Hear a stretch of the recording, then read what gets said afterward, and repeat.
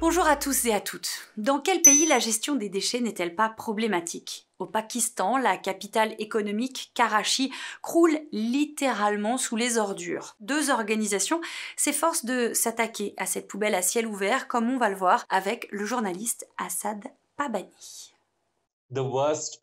Les personnes qui souffrent le plus des problèmes environnementaux sont souvent celles qui vivent dans la plus grande pauvreté.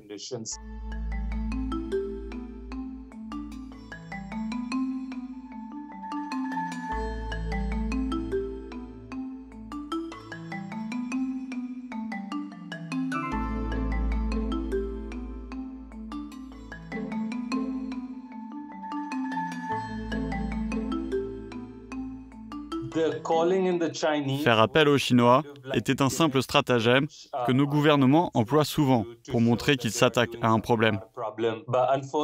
Malheureusement, ils ont souvent recours à des stratagèmes au lieu de résoudre le problème, ce qui, au fond, serait plutôt simple. Cela demande simplement de la volonté politique. Il nous faut des zones de dépôt d'ordures désignées dans chaque quartier, depuis lesquelles les déchets seraient régulièrement collectés et acheminés vers les centres de tri ou des décharges. Ce sont des choses simples qui ne sont pas faites.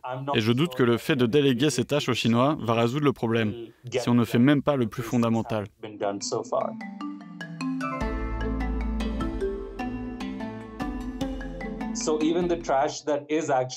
Même les déchets collectés par la municipalité sont simplement déposés dans des décharges. Ils ne sont ni traités, ni triés. Il existe une industrie de recyclage informelle, qui relève de l'exploitation, mais qui fonctionne plus ou moins. Malgré ça, un grand nombre de déchets qui pourraient être recyclés sont jetés dans les décharges. Certaines organisations, comme SAF, Sutra Scherer ou Trashit, apportent des techniques de compostage ou de recyclage qui sont employées dans de nombreux pays du globe.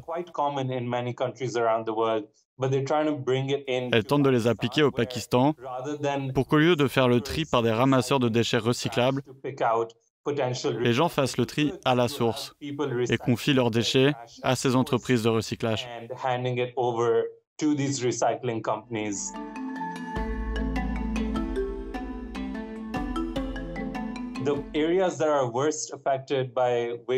Les zones les plus affectées par les problèmes de gestion des déchets s'appellent les Kachi Abadis, ce qu'on pourrait traduire par le terme bidonville.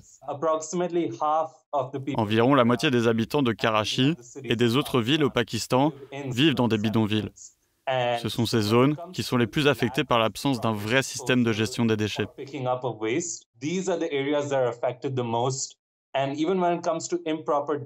C'est aussi souvent dans ces zones ou leurs environs que les déchets sont illégalement jetés. Au-delà du fait que les ordures y sont jetées, les décharges éliminent généralement les ordures en les brûlant. Cela affecte la qualité de l'air ainsi que celle de la terre aux alentours immédiats de leurs habitations. Leurs approvisionnements d'eau est souvent contaminé. C'est le Pakistan et Karachi en particulier qui sont les plus impactés.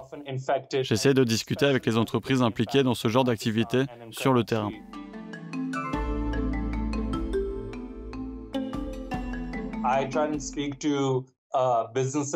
Je m'adresse à des entreprises, mais aussi à des organisations gouvernementales, en fonction du problème en question. J'essaye de parler à ces gens sur le terrain. Par ailleurs, je tâche de parler à des experts dans ce domaine. Par exemple, en ce qui concerne la gestion des déchets, j'ai contacté quelques urbanistes qui ont bien plus d'expérience que moi dans le domaine. Je me rends également dans les décharges et autres sites de collecte de déchets pour me faire une idée de ce qui s'y passe. J'essaye aussi de faire mes propres recherches sur le terrain. La principale difficulté à laquelle je suis confronté dans mes recherches, c'est d'obtenir une vraie réponse du gouvernement. Ils sont plutôt réticents à nous parler lorsqu'on évoque des sujets négatifs, qu'on émet des critiques ou qu'on souligne des défauts. Et il est alors très difficile d'obtenir des informations pertinentes de leur part. C'est un gros problème car au Pakistan, il y a très peu d'informations de sources gouvernementales en libre accès sur Internet. Il est donc impossible d'obtenir des informations par nos propres moyens sans l'aide des fonctionnaires. Prenez des précautions de sécurité élémentaires. Essayez de communiquer par des canaux de communication cryptés, comme WhatsApp ou Signal, Réduisez au maximum l'empreinte numérique de votre travail, à moins qu'il soit absolument nécessaire qu'elle soit accessible après votre publication. Essayez d'avoir des contacts au sein du gouvernement, mais aussi à l'extérieur, car avoir des contacts vous sera toujours utile dans la rédaction de vos articles, quel que soit votre environnement.